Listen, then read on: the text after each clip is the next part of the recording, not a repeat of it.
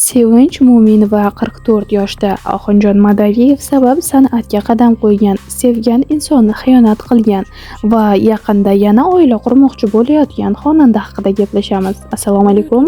Kanalimizga xush kelibsiz. Videomiz ostida bir dona like tugmasini bosishni va qo'ng'iroq tugmasini bosib qo'yishni ham unutmang. YouTube platformasida eng ko'p qidiriladigan o'zbek xonandasi deya ta'riflanadigan Sevinch Mo'minova 30-iyun kuni 44 yoshni qarshiladi. Nafaqat xonandalikda, aktrisalikda ham omadi kulgan ijodkorning muxlislari nafaqat O'zbekistonda, balki butun Markaziy Osiyoda bor. Shu munosabat bilan uning san'at ichida o'tgan bolaligi, omadsiz turmushi va ijodiy faoliyatiga nazar solamiz. Yovvoyi qiz bo'lganman.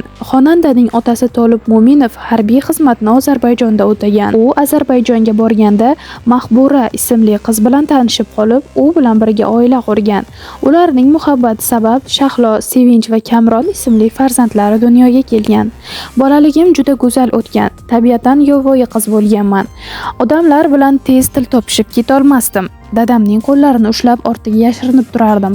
Hozir ham shu odatlarim saqlanib qolgan. San'atkor bo'lishimni mendan ko'proq dadam istagan, deydi xonanda Sevinch Mo'minova. 15 yoshimda ilk bora klipga suratga tushganman. Xonandaning san'atga kirib kelishi juda qiziq kechgan. Aslida uning bu sohani tanlashiga hech kim shubha qilmasdi. Boisi otasi san'atkor bo'lgan va u Oxunjon Madaliyevning ustozi hisoblanadi. Sevinch Mo'minovaning qiyofadoshi xonanda Sevinch Mo'minovaning o'ziga o'xshash Shahlo ismli opasi bor. Opa-singillarning orasida 1 yosh farq bor. Instagram kuzatuvchilari xonandaning qizi Leylani Shahlo xolasiga o'xshatishadi.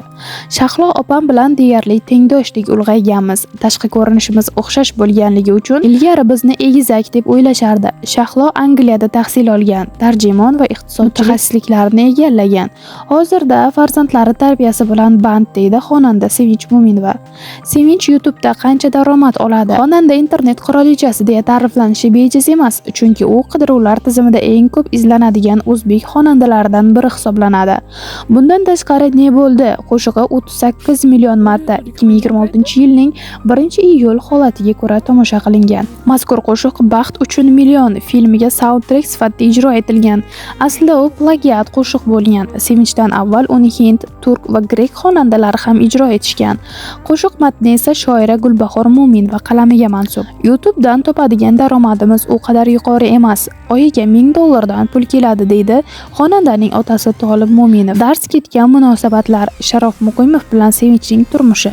2010-yildagi yulduzlarligining to'yi katta shov-shuvlarga sabab bo'lgandi. Hatto Sharof Muqimov va Sevinch Mo'minovaning nikoh oqshomining video disklari sotuvga ham chiqarilgandi. Sharof avvalgi intervyularda bo'laveradi deb uylanmaslik kerak ekan, debdi. U emas, aslida men mayli bo'laveradi deb turmushga chiqqandim-ku. To'yni to'xtatmoqchi bo'lganim esidan chiqib qolibdimi? Unashtirilgandek. To'yimiz aniq edi, lekin bir kunda bir marta xabar olib qo'ng'iroq qilmasdi. Men bilan qiziqmasdi. Sevmasligini, mehri yo'qligini o'sha vaqtdan sezardim. Chaqirib to'yni to'xtatmoqchiligimni aytganimda ham menga emas, senga har xil gaplar keladi degandi. Farqi yo'q, dedim. Endi baxtimni topganimda meni tashlab ketma deb yig'ladi. Sodda bo'lib o'sha ko'z yoshlariga ishonibman, lekin har biri soxta ekan, deydi xonanda. 1 oylik kelinchakligimda qattiq do'pposlagan. Sevinch yangi kelinlik paytida Sharof uni qattiq kaltaklagani haqida ham gapirdi. Qaynonam boshida meni yoqtirardi. Yaxshiyam vodiydan kelin qilgan ekanmiz. Qo'l oyog'i chaqqon, shirin so'z ekan deb onamga qo'ng'iroq qilib rahmat ham aytgan. Bilmayman qanday qilib meni yomon ko'rib qoldi. Oilada qanday gap so'z bo'lsa ham umuman gap qaytarmaganman, chunki onam meni shunday tarbiyalagan. Bir marta gap qaytarganman. Unda ham bu uydan ket, yo'qol deb haydaganida, yo'q ketmayman, erim ket desa keyin ketaman deganman. Shunda ham erim degan so'zim yoqmagan. Juda qattiq gap eshitganman. 1 oylik kelinchak paytimda Sharof qattiq do'pposlagan. Uyga kelayotganda qo'ng'iroq qilganim uchun. Yonida do'sti bo'lgan. Kelyapsizmi deganimni eshitgan va xotiningni hozirdan qattiq ushla, esini kirgizib qo'y. Sendan qo'rqib tursin deb maslahat bergan. Yarim kechasi uyga kelib do'pposlagan. Urmagan joyi qolmagan. Dod-voy ovozini eshitib, uydagilardan hech kim chiqmagan. Xo'rligim kelib narsalarimni yig'ishtirib ketaman deganimda yana kechirim so'rab olib qolgan, deya eslaydi Sevinch Mo'minova. Uyimizdan begona ayolning kiyimini topib olganman. Afsuski, yulduzli juftlikning baxtli onlari uzoqqa cho'zilmadi.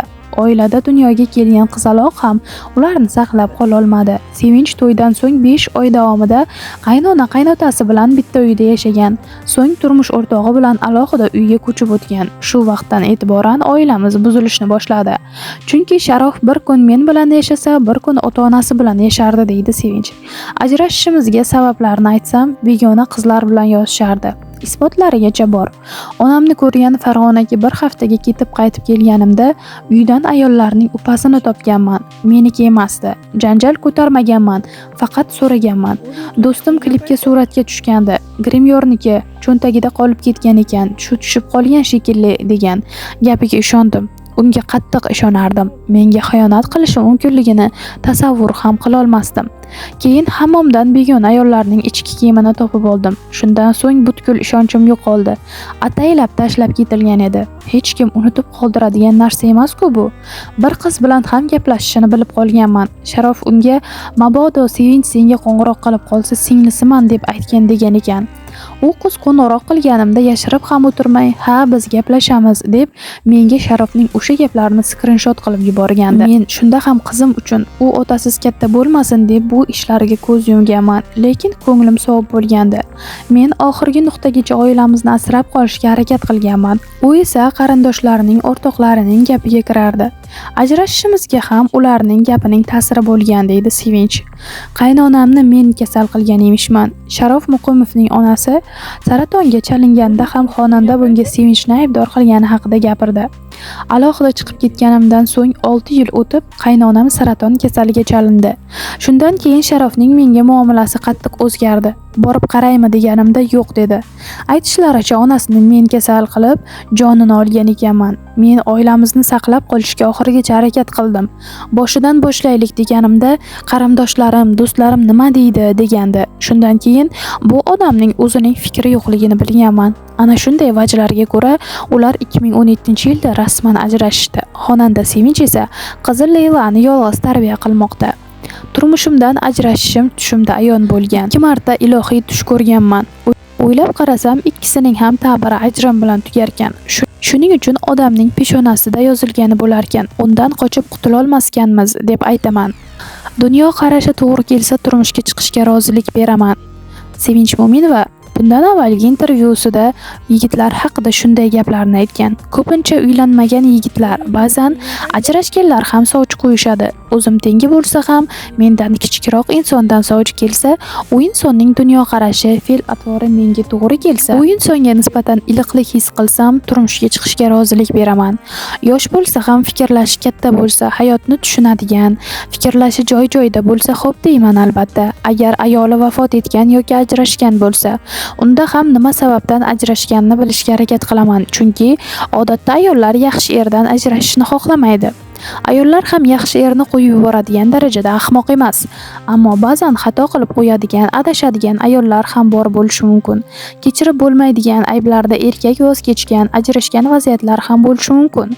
Yigitni dunyoqarashiga qarab tegishim mumkin. Men turmushga chiqadigan erkak haqiqiy erkak bo'lishi, uning yonida o'zimni yosh bola his qilishim, unga ishonadigan, suyana oladigan bo'lishim kerak. Yosh bolacha fikrlab tursa, unga tushuntirishga butun umrim ketib qoladi. Undan ko'ra hozirgi hayotim juda go'zal. Hozir ham Allohimga shukr, juda baxtliman, deydi u. Ikkinchi ayol bo'lishlikni tavsiya qilmayman. Xonandaning aytishicha, unga ikkinchi ayollik uchun ham takliflar bo'lib turibdi. Ammo Sevinch Mo'minova bu takliflarga rozi bo'lmasligini, shuningdek o'zgalarga ham buni tavsiya qilmasligini aytadi.